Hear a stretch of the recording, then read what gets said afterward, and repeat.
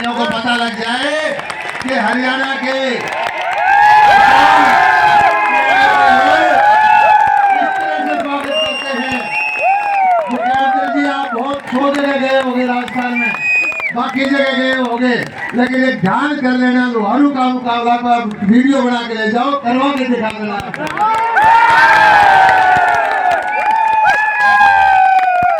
मुख्यमंत्री जी ये मेरा कोई इनके ऊपर एहसान नहीं है, ये मेरी टीम है। प्रत्येक ये हजारों की संख्या में हर एक आदमी कार्य करता है भारतीय जनता पार्टी का। और मैं आपको एक चीज बताता हूँ, जब मैं यहाँ आया था 15 साल पहले, ग्रामीण क्षेत्र के अंदर भारतीय जनता पार्टी नहीं थी। गिने चुने हमारे भोड़ुका जी थे, शेखावत जी थे, थोड़े कार्यकर्ता थे, 1500 वोटर जाया करते। लेकिन ये किसानों की धरती है, यहाँ किसान आंदोलन चलता था। इन किसानों को हरियाणा सरकार ने बीमा दिया, मुआवजा दिया, भाव दिया, नहरी पानी दिया, और ये भारतीय जनता पार्टी के कार्यकर्ता बन के ऐसे हाथ खड़ा करके भारतीय जनता पार्टी ने किसानों के लिए काम किया है। और ये लोग हैं जो सारे देश के अंदर बताएंगे कि भारतीय जनता पार्टी किसानों के लिए काम करने वाली पार्टी है। यहाँ के लोग, एक चीज और बताता हूँ मदन लाल जी, मुझे ज्यादा हरियाणा का नहीं पता, भिवानी जिले के फितरत को मैं जानता हूँ। 4 सीट भिवानी की, 2 सीट दादरी की, 6 की 6 सीट की मैं गारंटी लेता हूँ भारतीय जनता पार्टी। और आज से 4-5 महीने पहले मुझे स्वीकार करने में कोई महसूस नहीं होता। कांग्रेस के भाई का गुब्बारा ऊपर था, वो सरकार बना के चल रहे थे। वो कहते थे कि हमारी 45-50 सीट आएंगी, वो कहते थे कि भाजपा वाली 25-30 आएंगी, लेकिन इन किसान भाइयों ने उसमें छेद कर दिया। गुब्बारा नीचे आने 5 तारीख को गुब्बारा के टुकड़े टुकड़े ढूंढने मिलने पड़ेंगे, तो कोई मिलेगा नहीं। यहाँ के लोगों ने इतना दम दिखाया है, और ये दम क्यों दिखाया है? इनके सेवा भारतीय जनता पार्टी ने की है। कांग्रेस के वक्त के अंदर यहाँ इन किसानों को 2-2, 4-4 रुपए इनको अपमानित किया जाता था।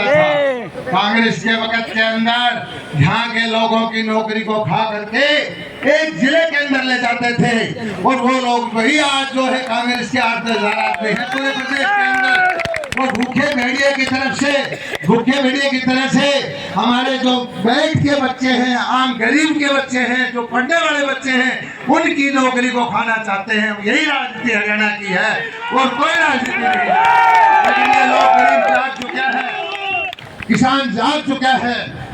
गरीब को पता है इनके बच्चों की हक की लड़ाई लड़ी तो किसने लड़ी? भारतीय जनता पार्टी ने लड़ी।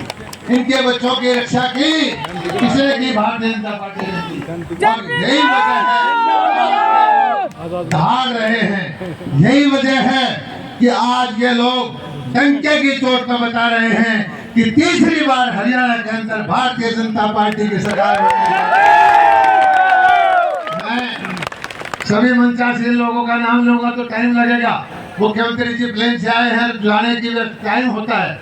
मैं तो एक ही चीज कहता हूं भाइयों, एक चीज का याद रखना, ये रोहतक वाले मुख्यमंत्री बनना चाहते हैं तो भाई मेरी बात सुनो। रोहतक वालों का कोई रजिस्ट्री हो रही है क्या?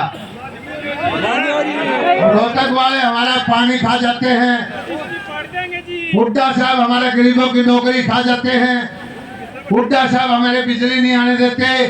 हुड्डा साहब के शासन के दौरान हमारी सड़क का पता चल जाता था कि बगैर बोर्ड लगाए पता चल जाता है कि भिवानी जिला आ गया। ऐसा अपमान हमारा किया गया है। और मैं आपको एक चीज बताता हूँ, 10 साल से हुड्डा साहब हमारे क्षेत्र में नहीं आए। मुझे लगता था कि चुनाव के दौरान तो आएंगे, लेकिन उनको लगा कि जो अगर वहाँ यहाँ पर आ गए, लोहारू के लोग उनसे सवाल करेंगे, लोहारू के लोग उनसे पूछेंगे हुड्डा साहब आपने हमारा पानी क्यों खाया? लोहारू के लोग पूछेंगे हुड्डा साहब आपने हमारी नौकरी क्यों खाई? इसलिए भाई वो डर के खुद तो छिप के आज अपने बेटे को भेजा है। मुझे पता लगा कि वो नहीं आए यहाँ ना।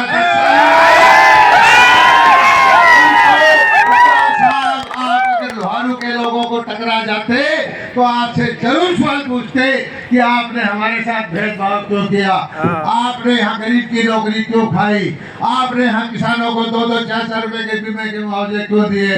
आप वही नियत अब रख रहे हो। आपकी पार्टी के लोग कहते हैं कि हमें लोग 100 वोट दिलवा दो, नौकरी दे देंगे। आपकी पार्टी के लोग हमारे एससी समाज के भाइयों की बेइज्जती करते हैं। आपकी पार्टी के लोग हमारे दूसरे लोगों की सम्मान नहीं करते। आपकी पार्टी बाप बेटे की पार्टी है और मुझे तो खबर लगी है कि बाप बेटे में भी झगड़ा हो गया है। पढ़ना कोई नहीं है, पढ़ना कोई नहीं है। मैं तो भाई खुल के बोलने वाला आदमी हूँ। जिस आदमी के ऊपर 8 मुकदमे हों और तिहाड़ का कमरा खाली हो वो मुख्यमंत्री बनेगा या क्या बनेगा आपको पता है। मुख्यमंत्री बनने का उसका कोई सवाल नहीं है। मुझे आप आज पता किया, आप मेरी बात सुनो, पता करो। रोहतक की सबसे जो सीट थी हुड्डा साहब की, खास महम की, वहाँ इंडिपेंडेंट जीत रहा है, मैं झूठ नहीं बोलता। शमशेर खरगड़ा जीत की घरवाली है, राधा राव जीत रही है। वहाँ जो है बादरगढ़ के अंदर कांग्रेस हार रही है, वहाँ जो कोसले के अंदर कांग्रेस हार रही है। लोहारू से चल करके आप चलो यहाँ महेंद्रगढ़, नांदौल, रेवाड़ी, गुड़गांव तक कहीं कांग्रेस का नामो निशान नहीं है। कांग्रेस का गुब्बारा फटके हम लोग यहाँ नहीं टिकने देंगे। मेरे ख्याल में जमुना में चला के समुद्र में चला जाएगा कांग्रेस का कोई नामो निशान। एक चीज और बताना चाहता हूँ भाई, यहाँ का जो कैंडिडेट है जिसको हुड्डा साहब ने दानी बनाने के लिए पैसे दे करके कन्यादान का, बसें चलाने का या ठेके में वोट लेने की कोशिश की, मैं एक चीज बताता हूँ। शेघानी गांव में कोई कहने लगा, वो बोलता है क्या मुझे इसकी भाषा का समझ नहीं आता, अभद्र भाषा बोला कि क्या तवा नहीं चलेगा। आपने इसका फार्म भरा देखा होगा। इसके फार्म भरा था तो उसमें लिखा हुआ था कि बैंकों से इसने 50-55 करोड़ रुपए ले रखा है। और मैं आपको सच्ची बताता हूँ, 10 दिन पहले बैंक वाले इसको ढूंढ रहे थे, मैंने उनको रोका, भाई चुनाव खराब हो जाएगा, बाकी आप इसके चश्मा लगा देना। इसको एक चीज और बता देता हूँ भाई, एक समझा देना। यहाँ तेल वाले कौन कौन पंपों से तेल ले रहे उनको समझा देना भाई, अब तक तो उधार तेल दिया है, 5 तारीख को नकद दे देना, वरना तेल वाले की पेमेंट नहीं करेगा। मैं जानता हूँ, इनके स्वभाव को जानता हूँ, मैं कोई पॉलिटिकल बात नहीं कर रहा, मैं सच्ची बात कर रहा हूँ। इससे इसको समझा देना, तेल वाला जानकार है और कोई गाड़ी किराए की है तो पहले पैसे ले लेना, क्योंकि 8 तारीख के बाद तो इसको बैंक वाले ले जाएंगे, छोड़ेंगे नहीं। यही मैं आपको बताना चाहता हूँ। बाकी भाई मेरी बात सुनो, मेरे भाई हो, मेरे भाई हो, ये परशुराम की गांव है, भगवान परशुराम के समाज का गांव है।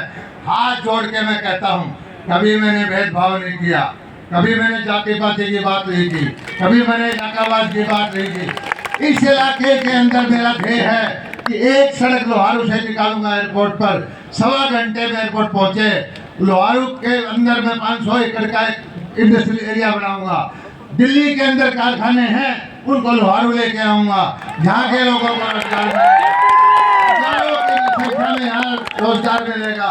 और मेरा वायदा आपको पता है कि खजूर की खेती तो मैं करवाऊंगा ही करवाऊंगा, बनाऊंगा। लोहारू हरियाणा का नहीं, देश का नंबर 1 हल्का बनेगा।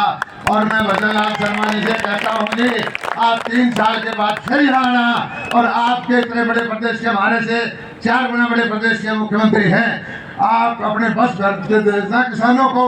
और ये देखना कि गिरगांव के अंदर इजराइल का एक्सीलेंस सेंटर बना हुआ है, ये दिखाना कि यहाँ हॉर्टिकल्चर महाराणा प्रताप विश्वविद्यालय का खरगड़ी में सेंटर बना हुआ है, ये दिखवाना कि यहाँ गोकलपुरा के अंदर चौधरी चरण सिंह कृषि विश्वविद्यालय का सेंटर बना हुआ है, और यहाँ हमारे खारे पानी के अंदर झींगा मछली पैदा करके अमेरिका के अंदर एक्सपोर्ट होती है। ये लोहारू है, ये बदलता हुआ लोहारू है, ये आपको हम दिखाएंगे। और मैं मुख्यमंत्री जी का एक धन्यवाद और करता हूँ। आज से 4-5 पहले पानी का समझौता हुआ। पानी के समझौते में हरियाणा जमुना से पानी हम आपके 3 जिलों में, सीकर में और इसमें सरदार शहर में, राजगढ़ में जाना था। और उस पानी के समझौते के टाइम हमने प्रार्थना की कि 3 पाइप आप जा रहे हैं, 1 पाइप हमारा भी साथ साथ आ जाएगा, वो पाइप लोहारू भिवानी में चल जाएगा। इन्होंने सहमति दी। उसकी वजह से मैं कहता हूँ कि यहाँ के किसान की काया पलट हो जाएगी।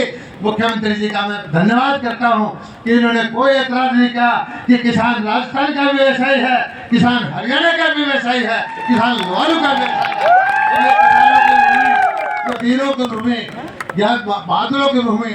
आप एक काम कर दो भाई, एक बीमारी है इस देश में, एक गेहूं आई थी उसमें कांग्रेस घास आई थी, कांग्रेस घास के साथ इस कांग्रेस को खत्म कर दो। और इस कांग्रेस को खत्म करने का काम कौन करेगा? लोहारू का युवा, लोहारू का बुजुर्ग, लोहारू का किसान, लोहारू के मेरे भाई, लोहारू के मेरी बहनें। मैं तो ज्यादा लंबा चौड़ा भाषण मुझे देना नहीं आता, मैं तो इतनी चीज कहता हूँ। आपसे एक वायदा लेता हूँ, एक भी आदमी हिलेगा नहीं। और भजनलाल शर्मा जी को ये दिखा दो कि हरियाणा की सेवा स्वागत करने की कैसी तासीर है। लोहारू वाले की आवाज जो है बॉर्डर पार जाती है कि नहीं जाती है। धन्यवाद जी, बहुत बहुत धन्यवाद।